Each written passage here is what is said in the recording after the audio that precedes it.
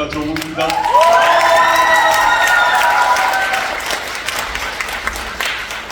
가부선진국 사실은 작년 3월에 냈는데 제가 사적으로 여러 가지 처리할 일들이 많아가지고 딱 한 번 이 공간에서 북콘서트를 하지 못했습니다. 근데 그 뒤에 냈던 국회의원 같은 경우는 그 상황이 좀 제가 조금 여유가 생기는 바람에 전국에서 북콘서트를 하다 보니까 이 앞에 계신 메디치 미디어 김 사장님 포함해서 그 메디치 미디어 관계자로부터 많은 항의와 불만을 얘기를 들었고요. 그래서 올해 끝나기 전에 그 행사를 한번 해야겠다. 제가 그 빚을 갚는 마음으로 이 자리에 섰습니다. 그리고 게다가 마침 가부선진국 오늘 아마 받으셨을 것 같은데 10만 부 발간 기념으로 양장본이 나와가지고 저도 그 점에서 너무 감사의 마음이 커서 이렇게 시작을 했습니다. 오늘은 그 이제 북콘서트 내용이 최경영 기자님과 대담이 있습니다만 그 전에 제가 짤막한 저희 얘기를 먼저 하고 난 뒤에 그 대담을 하는 방식으로 시작하도록 하겠습니다. 제가 포인트를 달라고 요구했는데 포인트를 없어서 제가 어떻게 넘겨야 될지 모르겠는데 일단 제가 말을 하면 그냥 넘겨주셔야 됩니다. 누가 넘기시는지 잘 모르겠는데 네. 넘겨주시겠습니까? 이건 박건웅 화백님이 그린 그림인데 제가 지난 몇 년간 2019년부터 만 4년 횟수로 5년간 버텨왔던 모습들을 박건웅 화백이 그려주셨고 여기에 많은 분들이 제가 캄캄한 터널 속에 있는데 여기 오신 독자분들 시민들께서 저기 반딧불 넣어주셔가지고 캄캄한 터널을 견뎌주셨던 것 같습니다. 저희 감사 인사를 박건웅 화백의 그림으로 대신하고요.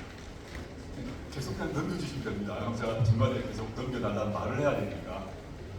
오늘 제목이 이제 가불선진국 북콘서트인데 가불선진국의 핵심은 사회권 선진국입니다. 책을 읽어보신 분 앞에 있는 설명을 보면 아시겠습니다만은 그 사회권 선진국이 무언가에 대한 얘기를 하려고 합니다. 일단 그 이전에 그 지금 오늘의 주제인 그 얘기 이전에 현재 상황이 사회권을 얘기하는 게 정말 사치스러울 정도의 상황이라고 저는 보고 있습니다. 윤석열 정권이 등장했는데 저는 두 가지로 요약을 할 수 있을 것 같습니다. 첫째는 무능 정권이라는 점입니다. 넘겨주십시오. 이 표인데요. 이게 보면 당장 우리가 뭐 경제 관련 얘기를 먼저 하지 않을 수 없는데 대한민국 일단 국민소득이 표로 보시면 아시겠습니다만은 쭉 크게 봐서 늘어났죠. 근데 이 문재인 정부 시기에 저 정도로 늘어났는데 지금 줄었어요. 그냥 목표로 제가 숫자 내지 않겠습니다. 전체 흐름을 쭉 보게 되면 청색이 민주정부이고 붉은색이 좀 보수정부라고 할 수 있을 것인데 보수진보라고 할 수 있을 것인데 이 도표만 보더라도 언제 우리나라 인당 국민소득이 늘어난지를 알 수 있고 그러면 그 경우 다 전체적으로 흐름은 다 늘어나는데 윤석열 정부 때는 진보 보수 막론하고 지금 거꾸로 가고 있으니 당장 확인되고 있습니다. 앞으로 가야 됩니다. 그 다음 보게 되면 물가 폭등이 지금 3배 이상 되었습니다. 문재인 정부 시절에 1년에 월 평균 1.9% 상승했다면 지금 5.8% 상승 상태이고 수출 폭락은 말할 것도 없습니다. 지금 뭐 8개월째 연속 수출 감소 상태, 무역 적자 계속 급증 상태이고 당연히 가계소득도 감소 상태입니다. 경제적으로 완벽하게 무능 정권이라는 생각입니다. 최근에 이제 언론은 그대로 가져왔습니다만 주저앉는 대중력 이제 최대 적자라고 하고 이런 지금 중국을 통해서 우리가 돈을 많이 벌었다 그래서 우리 경제가 좋아졌다 이런 얘기를 누가 알고 있을 것인데 92년 중국과 수교한 때 이후부터 처음 31년 만에 적자가 발생한 상황이다. 그런데 지금 윤석열 정부는 중국하고 관계를 더 때리고 중국하고 무역 필요 없다 이런 얘기를 공공연히 하고 있는 상황인 것이죠. 제가 말을 끝내면 넘겨주십시오.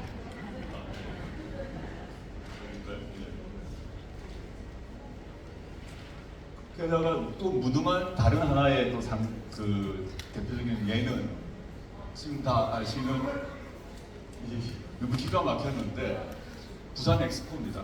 부산 엑스포에 어마어마한 돈을 썼습니다. 얼마를 썼냐? 총 5,744을 썼는데 29표밖에 얻지 못했는데 그렇습니다. 지금 나눠보게 되면 그 표 하나 얻는데 1,198억을 썼습니다. 그러고 안 됐습니다. 이런 상황이라는 거죠. 그래서 저는 우리가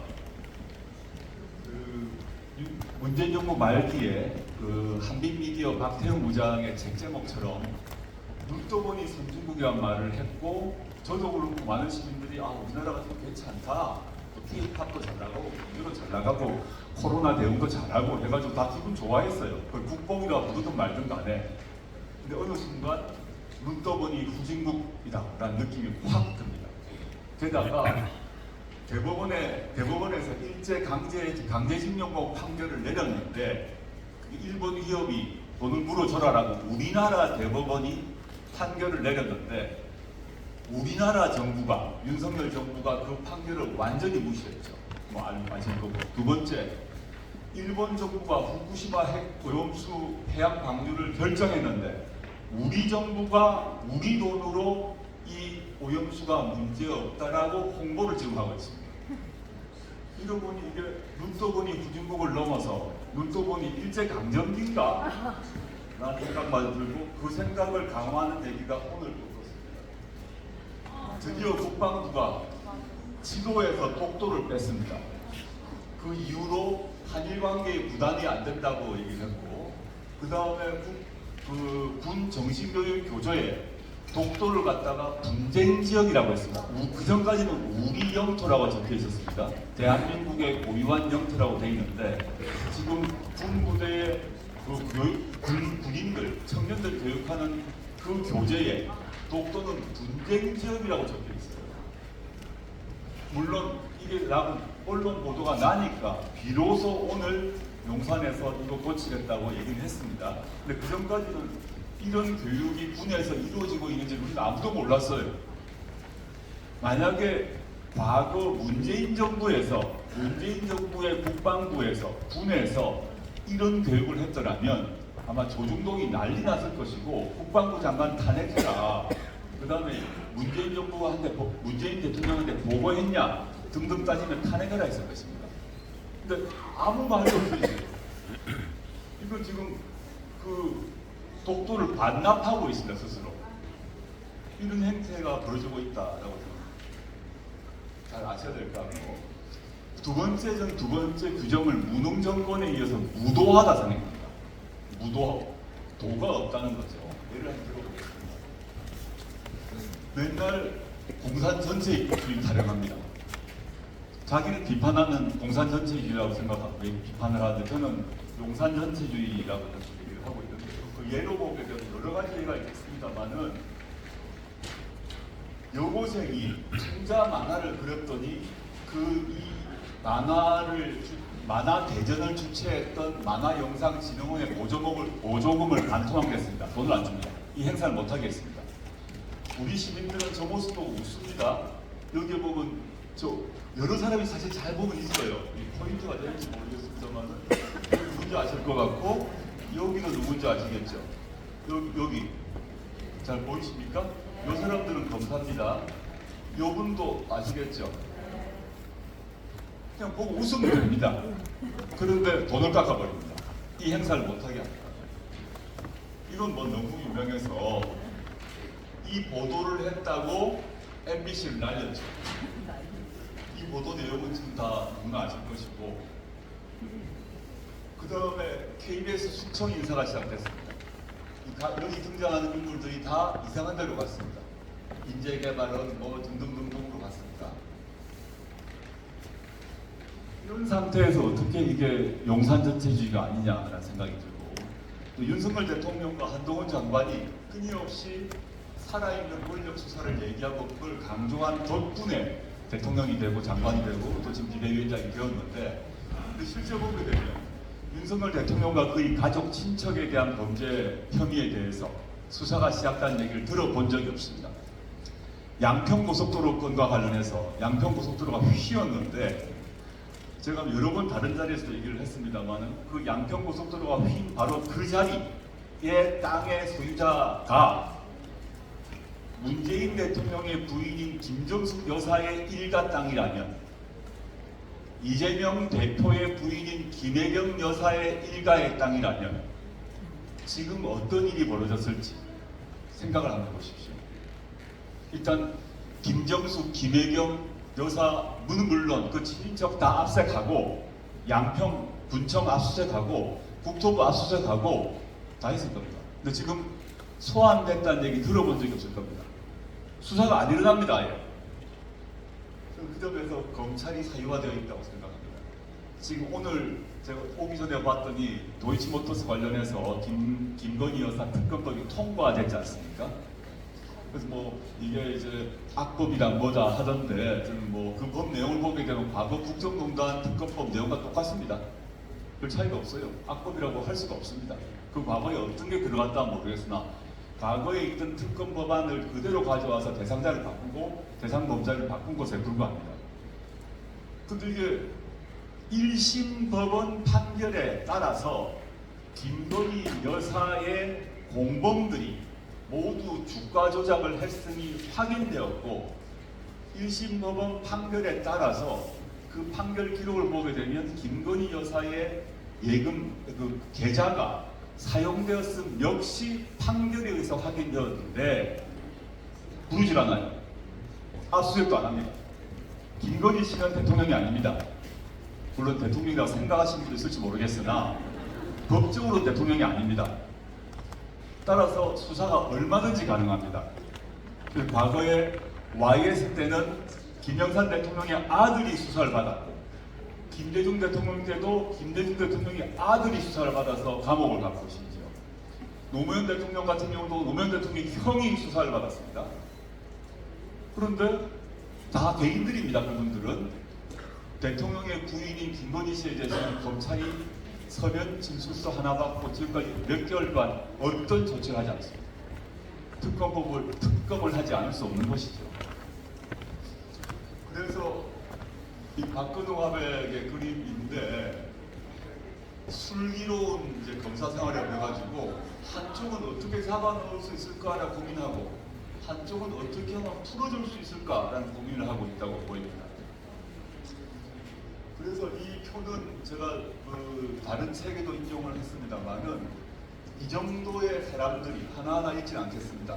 검찰 또는 검찰 출신 사람들이 수많은 국가기관에 들어가서 자리를 잡고 있다는 것이 여러 조사를 통해서 확인되었습니다. 하나 더 보도록 합시다. 왜 또 무도한가에 대한 얘기입니다. 이 영화는 다 보셨을 것이고 근데 현 신원식 국방부 장관은 뭐라고 그랬나 하면 전두환은 애국자, 12.12는 나라 구하려 온 것이라고 말한 사람 이 사람이 현재 우리나라 국방부 장관입니다. 이게 우리나라의 1,000만의 사람들이 이 영화를 보고 격분을 하고 전두광에 대해서 분노를 하는데 윤석열 정부의 초대 국방부 장관은 이런 얘기를 지금 하고 있는 거죠. 이걸 어떻게 이해를 해야 되는 겁니까?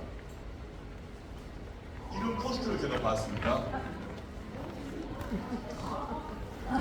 봤는데 저는 이게 단순히 비유가 아닐 수 있다 생각이 드는데 한동수 전 감찰부장이 계십니다. 대검 감찰부장이고 이분은 판사 출신으로 감찰부장이 되셨는데 이분이 증언을 하기를 윤 총장이 당시 윤석열 검찰총장이 총선 직전에 내가 육사 갔으면 쿠데타 했어. 민주당이 이기는 총선 전입니다. 전에 검찰총장으로서 내가 쿠데타 했을 거다라는 말을 했다고 공식 법정에서 증언을 했습니다. 그러다 보니 이런 포스터가 나오는 것이겠죠. 저는 아까 봤던 이 영화가 이제 1979년의 이야기를 오랜 세월이 지나서 한 거 아니겠습니까? 그러면 향후 한 10년일지 20년일지 모르겠습니다만은 지금의 이 상황도 언젠가는 영화화될 것이다 라고 생각하고 우리 윤석열 대통령의 역할은 누가 했으면 좋을까 라는 생각을 상상을 해봅니다. 제 친구들 얘기는 조진웅이 적합하다 이런 얘기하는데 저도 동의는 안 하고 있습니다. 조진웅 배우가 아까워서. 영화가 되지 않겠습니까? 그럼 김건희 씨는 누가 할까? 한번 생각도 한번 해보시고, 한동훈 장관은 어떤 배우가 나올까? 우리 5공화국 드라마 만들어졌습니다. 12.12 드라마 만들어졌습니다. 12.6도 다 만들어졌습니다. 여러분이 좀 힘드시겠지만 여러분이 감독이라고 생각하시고, 등장인물이 지금 아까 신원식 장관을 누가 하지? 생각해 보시면 되겠습니다. 이분들은 일찍 기세에 등등했으나 마무리는 이렇게 되었습니다. 그래서 제가 좀 열받아가지고 이때 이 펀치볼 만들자고 했더니 펀치볼은 안 만들고 요거는 두더지 게임은 만들어 토했습니다. 만들어 놓으셨더라고요. 이게 우리 국민들의 마음이 아닌가 생각하고 있습니다. 그래서 근데 이게 지금의 현재 여러분들이 열받는 문제다. 저도 열받고, 이런 얘기가 대부분 자유권의 문제입니다. 표현의 자유, 언론의 자유, 근데 입이 자유로도 말할 수 있고 글 쓸 수 있고 불만을 토로할 수 있고 이런 것들이 지금 억압되어 있죠. 근데 물론 과거 권위주의 정권 때는 훨씬 더했습니다. 대통령 욕하면 남산에 걸려가서 본문 두들겨 맞았죠. 그런 시대는 아닙니다. 그 점에서 우리나라는 자유권이 상당히 보장되어 있고 그 점에서 자유권 선진국 수준입니다. 물론 윤석열 정권 들어서 막 떨어지고 있긴 한데 옛날처럼 잡아가서 패지는 않거든요. 근데 오늘 얘기는 자유권이 아니라 더 근본적 문제라고 할 수 있는 사회권 문제를 얘기하는 겁니다. 이 윤석열 정권 들어서서 자산과 소득의 양극화가 심화되고 있습니다. 일자리, 교육, 주거, 노후 문제에 대한 불안과 고통이 심화되고 있습니다.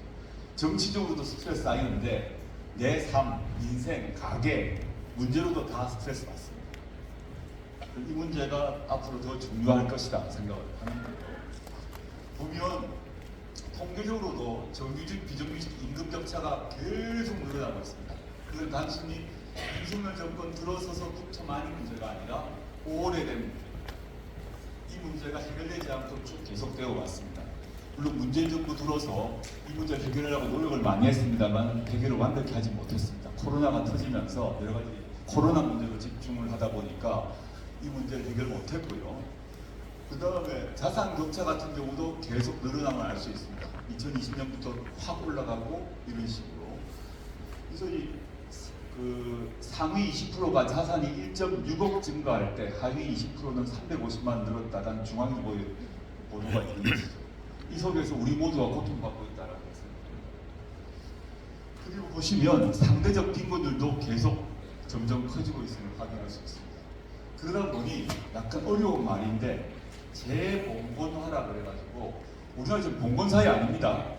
우리 지금 신분과 태어나서 양반으로 태어났느냐, 뭐 노비로 태어났느냐 이런 거 없습니다.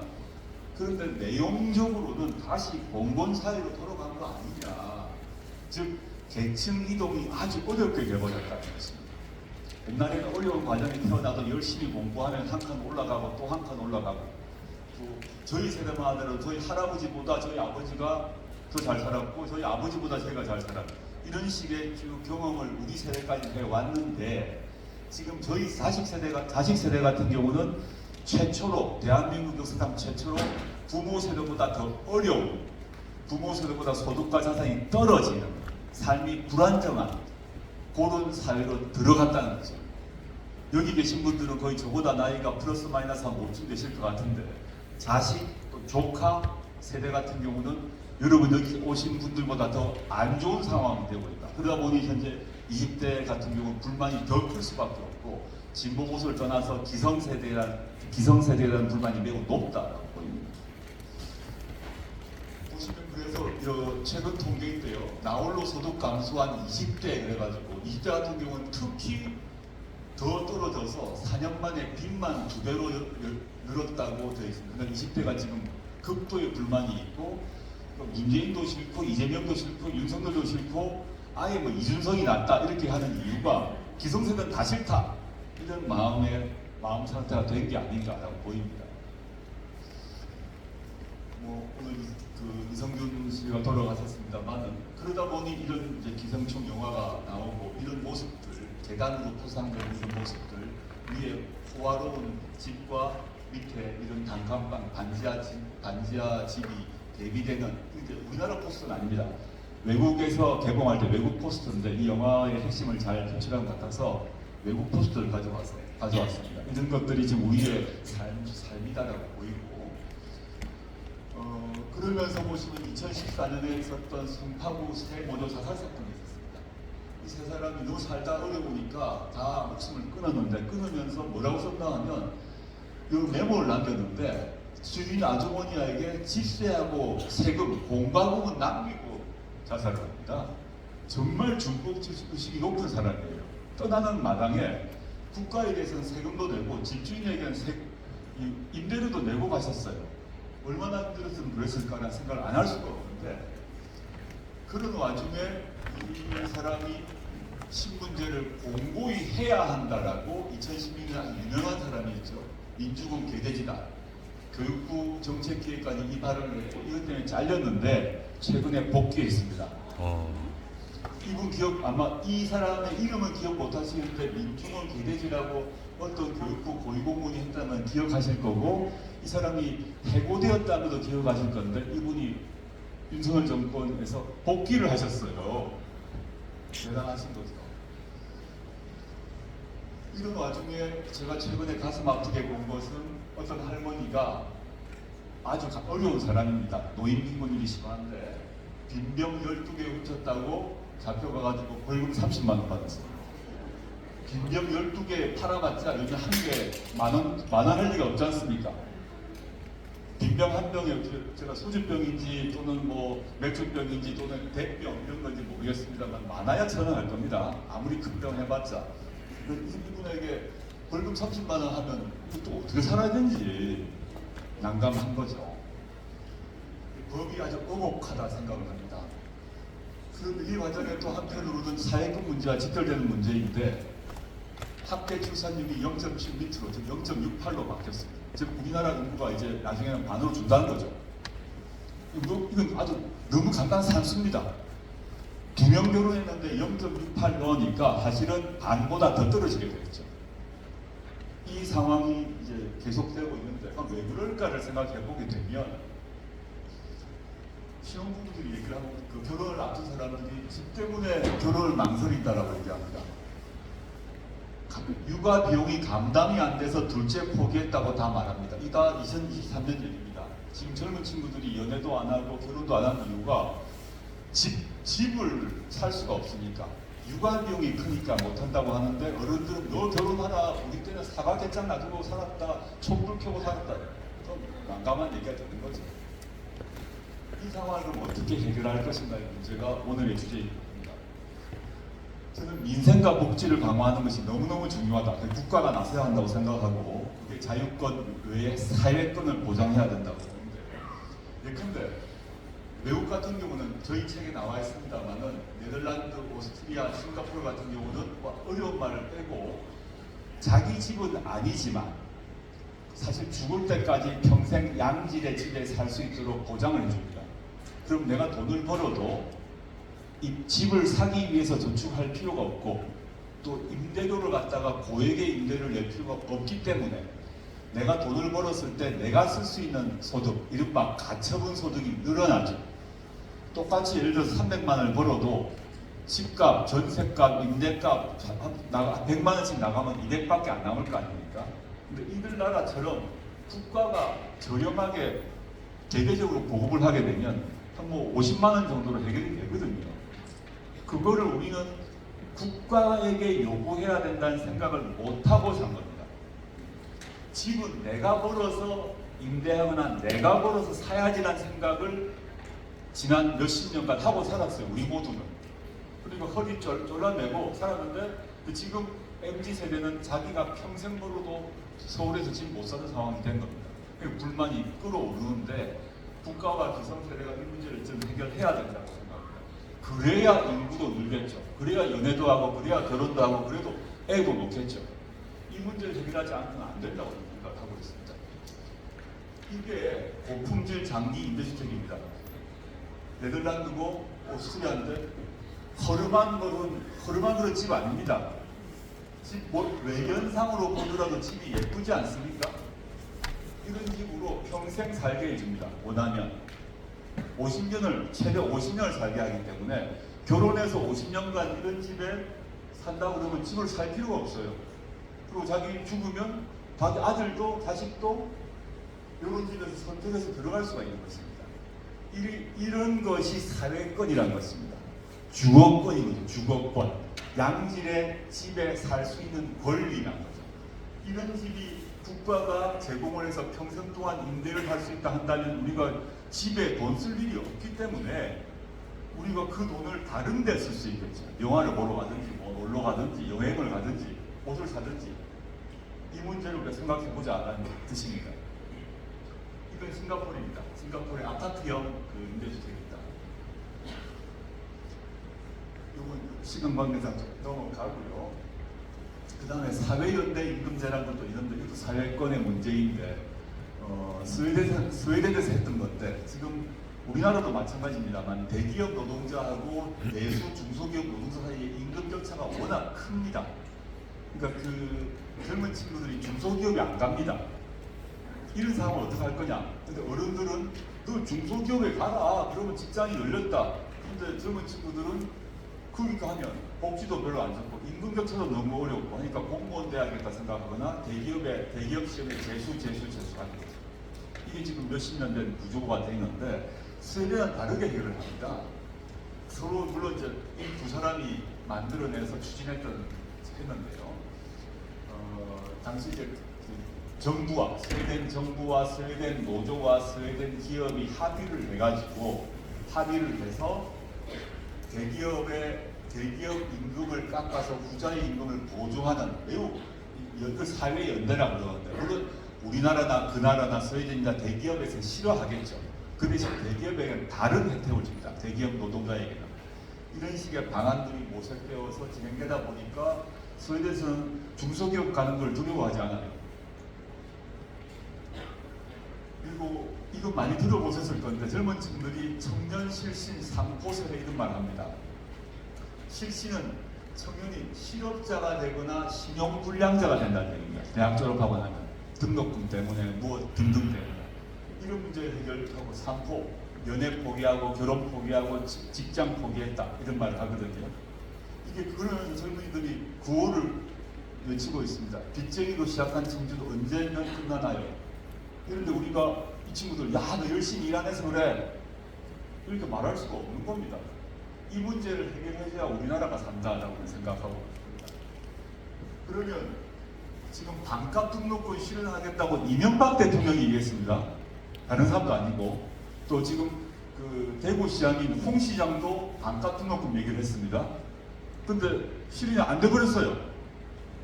다른 나라는 독일, 핀란드, 스웨덴, 노르웨이, 덴마크는 사실상 무상 등록금을 하고 있습니다. 우리나라 같은 경우는 평균 문가가 한 600만 원 됩니다. 문가 등록금이. 근데 의대 같은 경우는 1000만 원 됩니다. 근데 이쪽은 무료입니다. 왜 무료냐? 국가가 해결하고 있는 거죠. 물론 남아있는 문제는 이제 재정의 문제를 어떻게 확보할 것인지 문제 남아있습니다만 그건 좀 시간을 미루도록 하고요. 다른 길이 있다는 것입니다. 우리가 익숙한 길, 우리가 살아왔던 길 말고 다른 방식으로 살아가는 나라가 있다. 라는 것을 우리가 알아야 할 때가 됐다라고 생각합니다. 그래서 이명박 대통령이 반값 등록금 실현하겠다 그랬고 심지어 반값 아파트도 실현하겠다 그랬습니다. 이 보수정당이 얘기한 겁니다. 진보정당이 아니라 보수정당이 이거 하겠다 그랬는데 안 했고 여기도 박근혜 대통령이 후보 시절에 반값 등록금 실현하겠다고 했습니다. 그러면 진보 쪽이 아니라 보수 쪽이 저런 말을 했다는 얘기는 할만하다는 얘기죠. 진보는 당연히 원할 것이고 보수 쪽 같은 경우는 경제의 효율성, 재정 건전성 많이 따질 건데 거기서도 하겠다고 약속했는데 등등이 다 없어져 버렸습니다. 다음에 보면 이제 마무리를 하겠습니다. 2019년 사진입니다. 서초동에 많은 시민들이 오셨고 여기 계신 분들도 많이 오셨으니까 추측을 하는데 저는 당시에 사정이 여의치 못해서 당시에 저희 여기가 이제 예술의 전당이면 당시에 저희 집이 한 2층 있었습니다. 소리가 들렸는데 이때 모였던 그 시민들의 걱정은 검찰 정권, 검찰 독재가 등장할 것 같다는 두려움, 그에 대한 이제 항의 차원에서 오셨다고 생각합니다. 또 한편으로는 저에 대한 동정과 연민이 있었을 것이고요. 그 손을 잡아줘야겠다는 측면이 있었습니다만, 더 근본적으로는 검찰 정권이 도래한다라는 그걸 막아야겠다는 생각을 하셨을 거라고 봅니다. 근데 등등의 이유로 검찰 정권이 들어섰는데, 근데 여기 계신 분들의 마음속을 깊이 들어가 보게 되면 저는 검찰 정권을 막아야 한다는 측면 외에 우리의 삶이 나아져야 한다라는 것도 동시에 있었다고 저는 생각합니다. 그래서 앞으로의 과제가 저는 두 가지가 동시에 있다.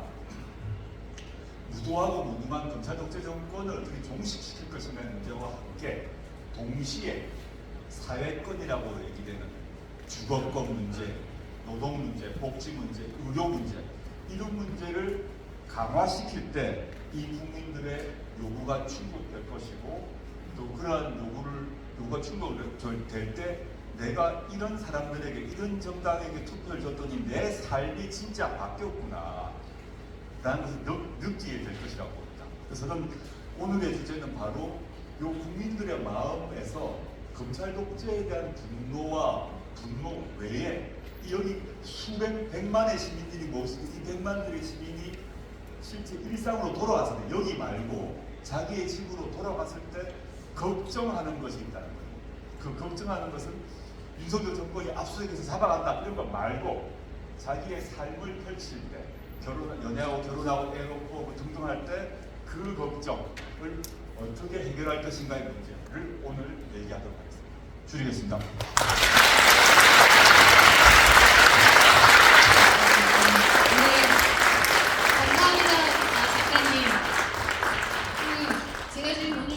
놀래고 있는데요. 아니 무슨 독자들이 거의 무슨 강의실에서 오늘 무슨 나머지 공부하는 날인가요? 굉장하십니다. 예, 자 이제 조국, 내일의 조국을 말하다 시작하겠습니다. 저는 오늘 진행을 맡은 메디치 미디어의 미디어사업 본부장 신혜선입니다. 반갑습니다.